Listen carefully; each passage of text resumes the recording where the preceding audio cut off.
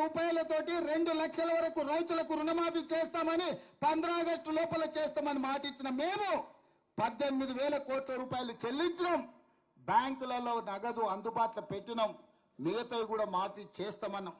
ఈ సన్నాసులను నమ్ముకొని రోడ్ల మీద తిరిగితే ఆయాసమే వస్తుంది. మీకు ఏదైనా సమస్య ఉంటే కలెక్టర్లను కలవండి, వ్యవసాయ శాఖ అధికారులను కలవండి. ఈ ప్రభుత్వం ఉన్నదే మీకోసం. ఈ ప్రభుత్వం మీ సమస్యలను పరిష్కరించడానికి ఉన్నది. ఈ ప్రభుత్వం ప్రజాపాలనది, ప్రజలకు అందుబాటులో ఉన్నాం. పొద్దున్న లేస్తే వేలాది మందిని మేమందరం కలుస్తున్నాం. నేను అడుగుతున్న ఇవాళ తెలంగాణ సమాజాన్ని, ఎన్నడైనా 6 నెలలకు ఒక్కసారైనా కేసీఆర్ ముఖం చూసినారా?